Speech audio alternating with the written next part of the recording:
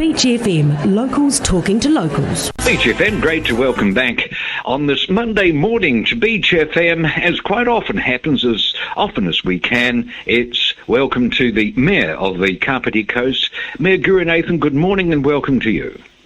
Good morning, John, and good morning to the listeners.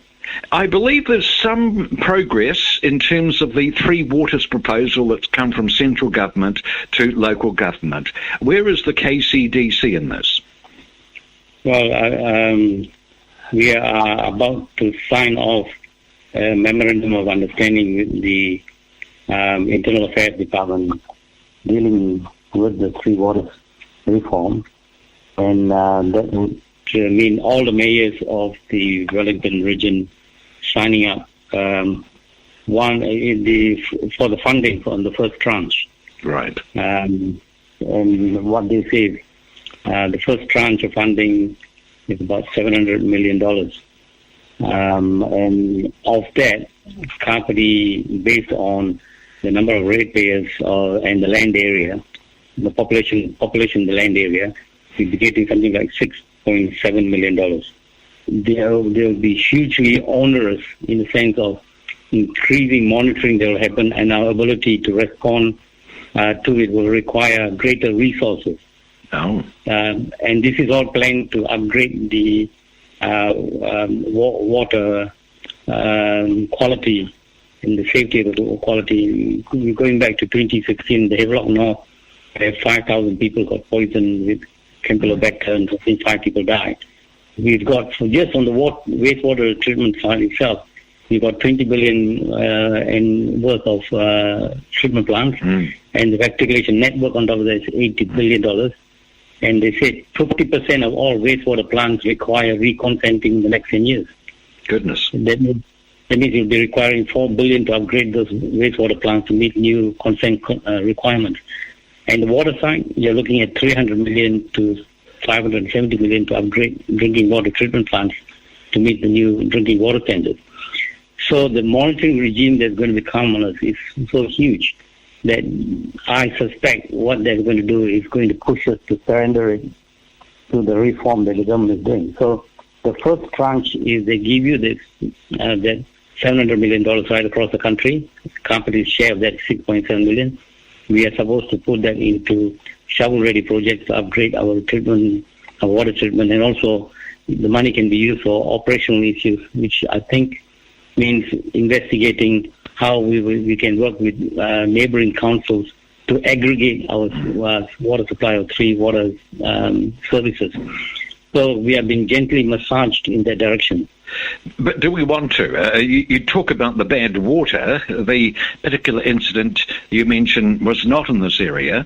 Have we had instances of bad water, the potable water, which is not up to standard in this area? There has been. I think it was last year we had Tihoro, there was an incident in Tihoro, and these occasions pop up. We don't have that many water that people use in the sort of rural supply areas. Most of our urban centers have got. The funding, there was the first tranche. 50% of it will come straight to the individual councils. Another 50% you're supposed to be working with your neighboring councils. So we had a little bit of twist with the Wellington Region one because one of the councils, the number of councils are part of the Wellington Water. Yes. But not Kapiti Coast. No, we and two in Wairarapa have not joined up. And we were told by one of the Wellington Water Councils, tough, we have the majority. I told them straight out, say, look, take your hands off our money. And the fact is, if this is the way you're going on this matter, then every other matter that we are supposed to be cooperating as a council, as a council within the region, we are going to find it very difficult to work with you. So they sounds like you're being strong-armed. Well, that's right, but they backed off because we said, look, this is going to create a whole lot of problems, not only on the water side, on every other aspect, whether it's the regional growth framework side, the economic radar side, you're going to have problems, and so they backed off. So, but still, the system will still be the same. The mayor will sign off, we'll get the individual 50% of the money, and for the other one, the mayors will sign off to enable them to transition our 50% back to the individual council. So we'll get our total $6.7 million for what we need to do. But will we get credit for the amount of money that the ratepayers have invested over the years? Our reticulation system is pretty much up to snuff. We've put a lot of money into water over the years. It's been hugely expensive, and hugely expensive in terms of political capital as well over the years. We've gone further than most of the councils in this area, if not the country. So where does the ratepayer get value for all of that effort? So this current tranche of money that's going to be given up to us, that will have to be spent by June next year, June 30th next year. In the meantime, these are the issues that have been debated with the water group and led by the Department of Internal Affairs. And so for us, our water asset value is $120 million. The wastewater side is $140 million. And the stormwater side is $70 million. Wow. So that's a total of $330 million worth of assets that we have in the ThreeWaters. And you're exactly right. A lot of this was built through the loans that we got from banks to invest in this capital. And so will that be coming back? So if they're going to take over for a start the water side, how much are they going to give us for it? Yeah. Well, it's a big question. And also, what's it going to do to the future borrowing capability of the KCDC if you're losing those assets from the books? That's true. That's the other side. That's the other side of it. And also, you know that if let's say you take the water fund services out and it is an external entity, what that means is there'll be about 35 staff members will have to go. Goodness me. And then there would be what they call overhangs, which means part and parcels of the finance team and all the team who actually do some of the work, not directly related to it, but indirectly related to supporting the water services. What happens to them? So change in the ThreeWaters area, these functions are taken out. That means the functions of all councils have what we know to be council services or the shape of local councils will have to change. Yes. Either we shrink in size or they give us other functions for us to carry out. This is quite major, but absolutely, the ThreeWaters is going to take 3 years to work out, to reform, to work out. So within that, while they are working out that, we need to be thinking ahead and seeing what will the shape of local authorities be. Going back to the point of just trying to manage the economic impact or the financial impact of the ThreeWaters services has been taken out. We are now going into looking at our next long-term plan.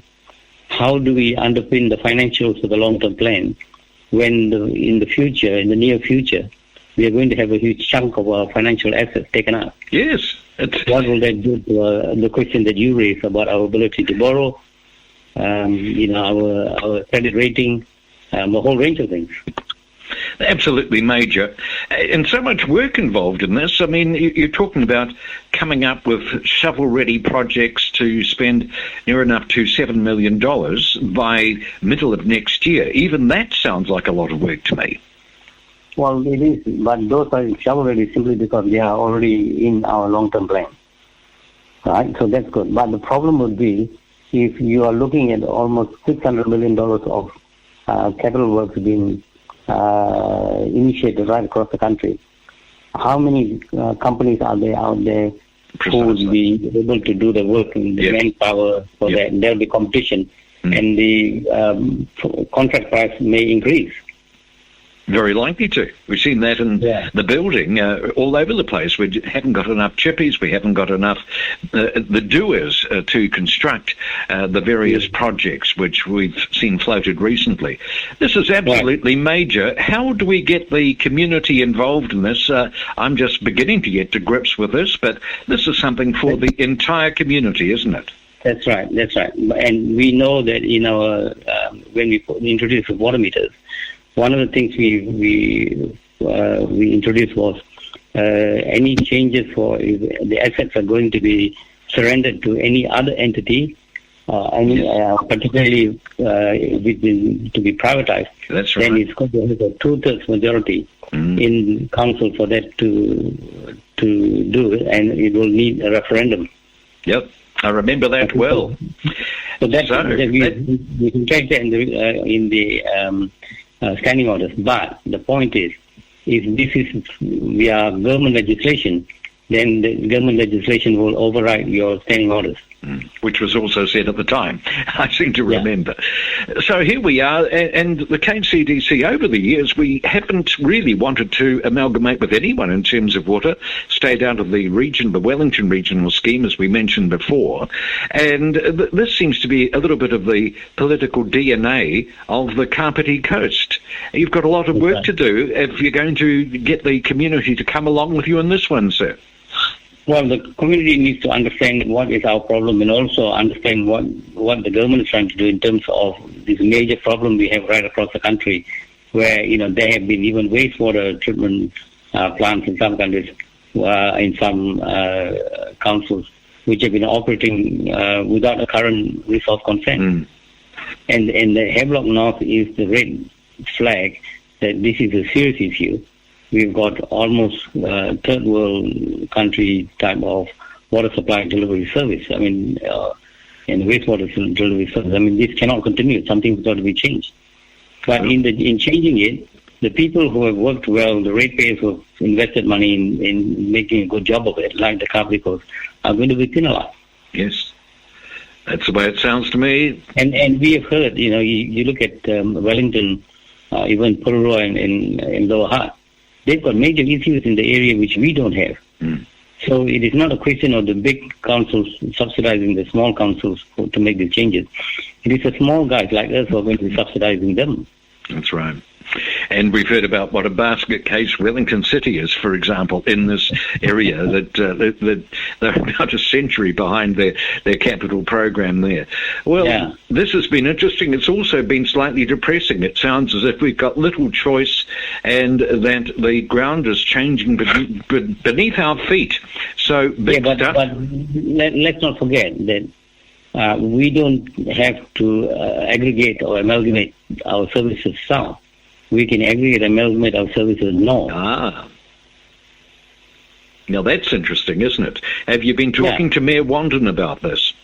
Well, the conversation is going on because the way this has been signaled, we need to be talking to all our neighbors.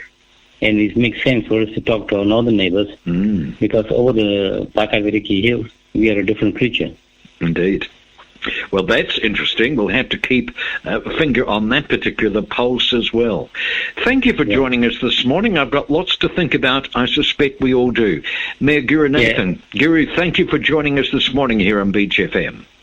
Thank you, John. Thank you to the listeners. 106.3 Beach FM.